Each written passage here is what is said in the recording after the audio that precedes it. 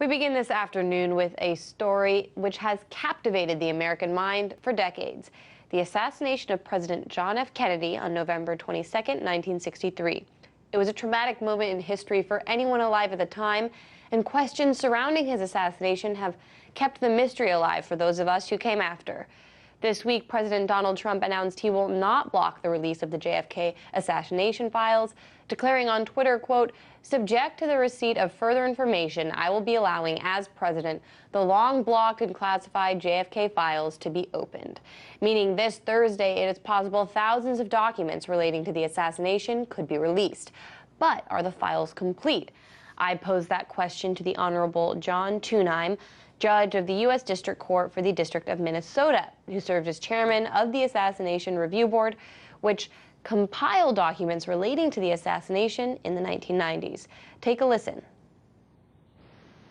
Well, I hope so. I think we're long past the time that anything from the 1950s, 60s, and 70s should still be protected. This is important for release for the American people and, frankly, people beyond the United States that remain concerned about the Kennedy assassination, whether there was a conspiracy or not. I don't think that this release of records is going to contain any bombshells. Most of the records I've seen and we protected for reasons that were authorized by the statute. But at the same time, it's important to say that nothing remains in secret anymore concerning the very tragic assassination 54 years ago of President Kennedy. Right, and many people have high expectations for this release, but you're seeming to suggest it might put some of these questions to bed by not providing any sort of information people are expecting. I mean, is that the case? Well, I think that anytime there are still records that are hidden about an event, particularly one so interesting to people and so concerning to people, so long after the fact, you're going to leave an impression that there's something important that's being hidden from the people. And I think it's important to release everything so that there's no longer that argument being made, because there really is no reason to protect this information anymore. Trump certainly suggested he's going to release the documents. The White House released a statement today reading, quote, "The president believes that these documents should be made available on the interest of full transparency unless agencies provide a compelling and clear national security or law enforcement justification otherwise." That could be a pretty significant unless, right? Well, it certainly is. I mean, it was a reason that many of the pages of the 3,000 or so pages that contain redactions, why we put those redactions in place, because an agency convinced us that there was a reason under the statute to protect that information for another 25 years. I can't believe that those reasons are still valid today, but I'm not privy to what arguments they're making to the president to try to protect information. I do know that we had a significant battle with intelligence agencies, with law enforcement agencies over our work in the 1990s, and we released just about everything. So right. I just can't believe that there's anything here that is so secretive from so long ago that doesn't that warrants protection. Are you confident the documents are truly complete? Just considering you are asking government agencies like the CIA and FBI to be fully open and honest, do you think it's possible they left something out? Well, I think it's entirely possible. I mean, the records that are being hopefully being released this week are records that we had our hands on back in the 1990s. We did issue redactions on some based on the statute, and then there's a large group of records that, upon a quick review by our staff, we determined that they didn't look like they were relevant to the assassination. There were all kinds of records that were caught up in the sweep of the investigations, and some of them, frankly, had nothing to do with the assassination.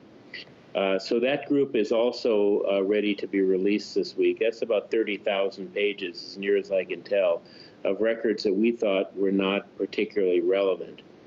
It could be that relevance has been determined in the years since, and something that we thought wasn't relevant now appears to be relevant. But we're really not talking about records central to the issues surrounding the assassination. Well, that's what I find so interesting. From what I've heard you say also in the past, is there's not really going to be any bombshells about Lee Harvey Oswald in this release. And I get the feeling that's what some people are looking for. I mean, do you think still questions could remain after this release? It's obviously something which people feel very passionate about. It's one of the most intense political moments in American history.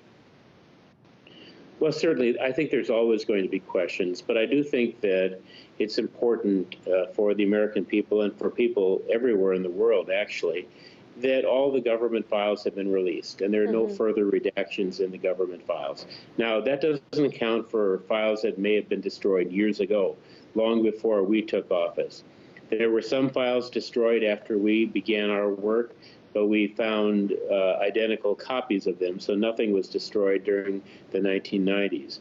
As for whether, for example, the Central Intelligence Agency has found files that they did not disclose to us in the 90s, I suspect those files have not been turned over to the National Archives, and they might be files that could officially still be missing. But everything that we had, we reviewed carefully, and the result is the remaining release this week of files that were turned over to us in the 1990s. I really appreciate you speaking so honestly to me about this. And I just have one last question, which I feel like I have to ask you as someone who's reviewed all these documents and has, like I said, been advocating for them to come out. Do you have questions still about the assassination? Do you believe you know what happened? Do you think people will feel comfortable once these documents are all out there? Well, I think that polls show that most Americans still believe there was a conspiracy. I'm a judge, so I deal with real evidence, evidence that's admissible in court and can be used for a prosecution. And all of those records point to Oswald acting alone. There really isn't anything else that has shown up in the files that suggested that someone else was there shooting that day or that someone else worked with him ahead of time. Having said that, I've always kept an open mind. If records appear or people appear that have a different story, I'm always willing to listen to them, because this is an important chapter in American history, and one that it's always important to get to the bottom line as to what happened. Well, you've been entrusted with a big job, and I, again, just appreciate you for being very honest. I have a lot of respect for what you said here and what you did. So, District Chief Judge John R. Thunheim from Minneapolis, Minnesota, thank you so much. Thank you.